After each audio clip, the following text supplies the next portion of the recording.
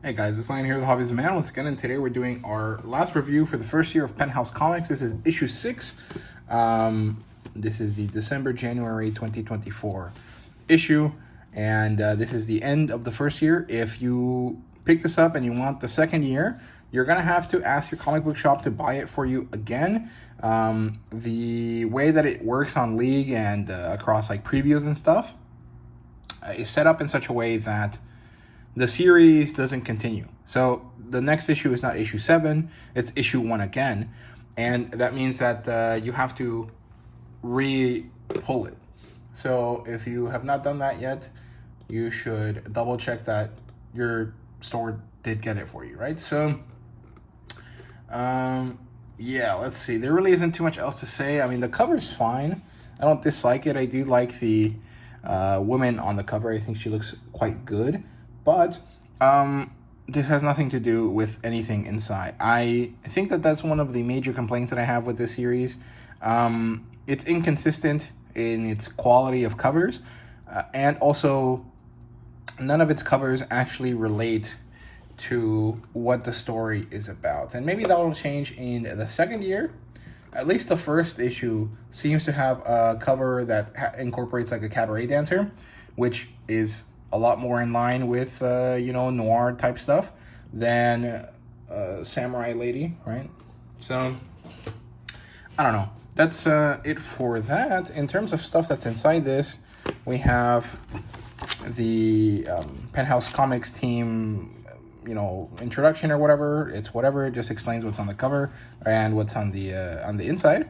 And contents-wise, we have the end of I Spit on Your Grave, the end of the first portion of Gun Crazy, the end of The Dead All Have the Same Skin, the end of the second issue of Miss October, and then two different photo shoots here. So we have Blonde on the Roof by Paranoid Android Photography with Penny Pierce, I think is the woman that is being photographed. And then we have Barbara, which is an interview with Barbara Dunkelman, who I don't know too much about. I know that she's important to like the animation industry or something, but I found very little value in what was given to us here. So I Spit on Your Grave part 5. This is the end of the story, and it's actually quite enjoyable. I really liked this story. So we see here that the storytelling is great. Lee has killed Lou, and he really loved it. He really enjoyed the situation that he found himself in. And he goes on to find Jean, the other girl. And as he's doing this, he's remembering his brother and the kind of curse or whatever that he wanted to deal, right? Basically, because his brother was killed for looking black, he wants to kill the people that were responsible, and apparently these girls were responsible. And so he killed one of them. He really enjoyed it, and now he's here to kill the other one. But, of course, he has to do her first before he does that. And then somehow he drives her to the woods, he kills her there, and then suddenly out of nowhere the cops kind of show up, and they know that he did all of this stuff, and they chase him down. And so we have the shootout on the road, which I think should have been explained better. They felt a bit too kind of out of nowhere, if that makes sense. And he's in this barn, and he is shot dead. But there's almost a certain sense of satisfaction to the way that he dies for himself, and then also a sense of satisfaction from everyone else about how they killed him. And the thing is that I'm not necessarily sure that I liked the ending. Obviously, this is what this was leading up to, right? It's about manipulation, it's about murder, it's about revenge. But I feel earlier in the story, our character feels not necessarily heroic, but at least kind of mildly understandable.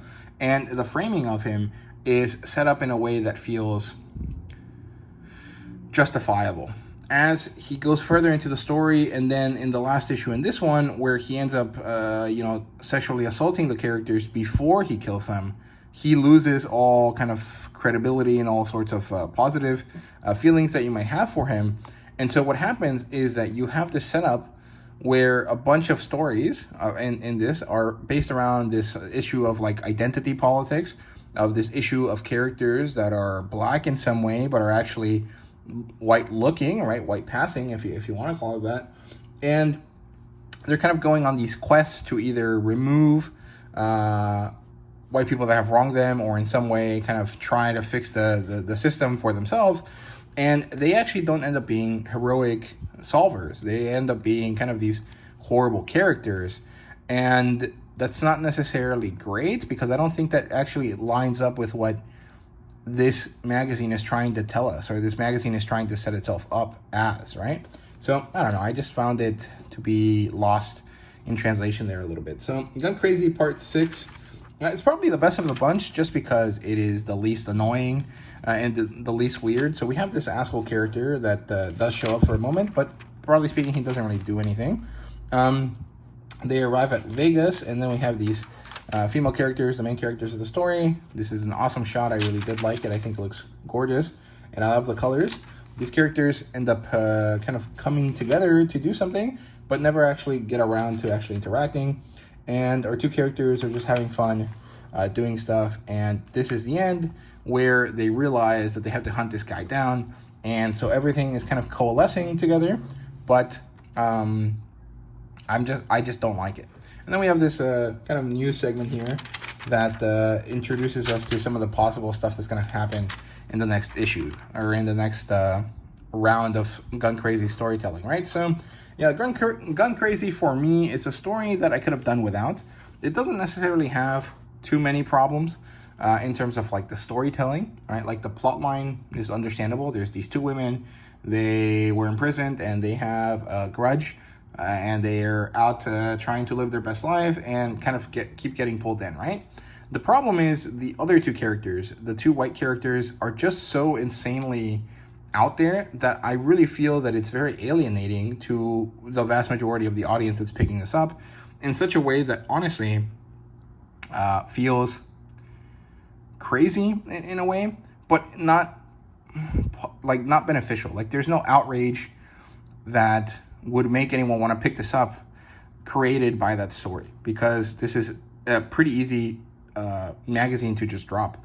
The rest of the stories aren't so good that it's worth reading this, even with the shitty story. The background on the actresses, or sorry, at the photo shoot girls, are not that good either.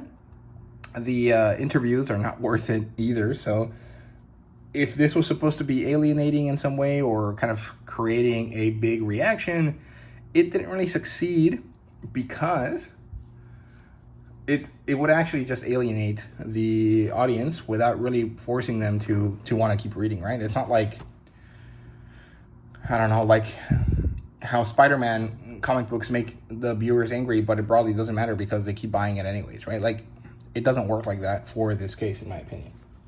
And then we move on to The Dead All Have the Same Skin. And this one, again, pretty good storytelling, but the ending is pretty bad.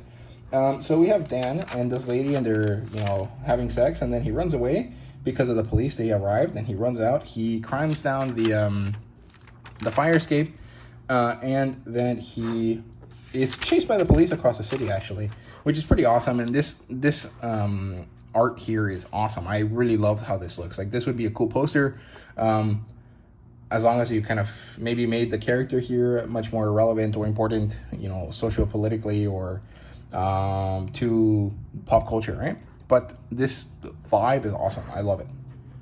And at the police station, we see that the commissioner, or the leader of the police, is actually talking to someone, and it seems to be that this guy is actually not black like he thought. He's actually a white man that had ended up in this family of partially black people, and so he would have gotten a different sentence. But the thing is that at this point, he has killed quite a few people, and they have tried to find a way to lessen his sentence, which is crazy. I don't think policemen would ever go out of their way to talk about minimizing the sentence for people, even if they were white, or whatever. Like, this seems like something that would happen only in a situation where someone is vouching for the person that is accused of a crime, right?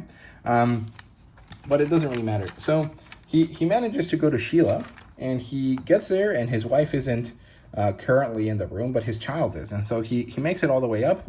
He sees his child, and he's hugging it, and she arrives with the cop that she was with, and he escapes out of the window. And as Sheila and he are talking, and he realizes that he was a white man, he decides that his life was very different from what he thought, and that it would just be easier to make it to just end his life. And so he jumps off, and we have this Dracula-esque moment where he falls from the sky.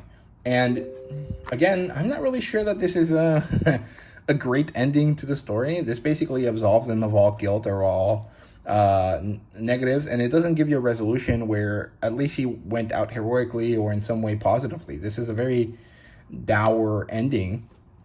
And again, the fact that this character was supposed to be a black guy that was kind of dealing with the difficulties of being black, and then it all gets absolved because he was white, doesn't really work. Like, I don't understand what the messaging or the choice behind all of these stories was, because it broadly feels like there was supposed to be some sort of like protest or this sort of interest in creating more like the image that was being portrayed here was about diversity and including these different groups, but then you make all of the choices be so that all of the characters are bad in some way, or they end up being really, really horrible by the end.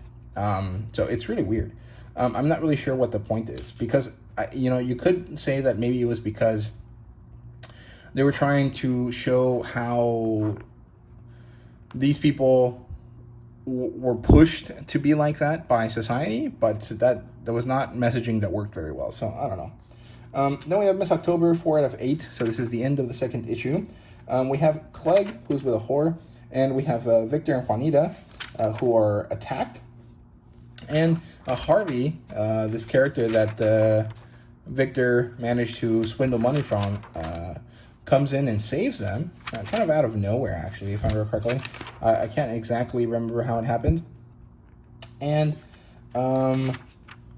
Clegg then finds this tube of semen, which seems to be planting evidence, and he matches it to all of the other victims. So there was like some sort of sexual assault that happens before the victims are killed, and the fact that it's in a tube is really odd, right? But they don't really kind of deal with that yet. We see the death of one of the girls, but it turns out that this girl is actually not going to be Miss April. And so we end up with this interesting cliffhanger here where the pieces are kind of coming together, and Victor's storyline is developing. Like, she kind of is getting to the point where she understands who it is that hurt her, and we just don't really know yet. So I think the story is good, but it's a bit too slow. There's too many characters, and it's very unlikely that I will really know these characters month to month, or every two months, right? So the thing is that this story is probably better to read all the way through, but given that it's not going to be collected, at least I'm not sure that it will be collected into its own book, this is probably the worst story they could have picked here.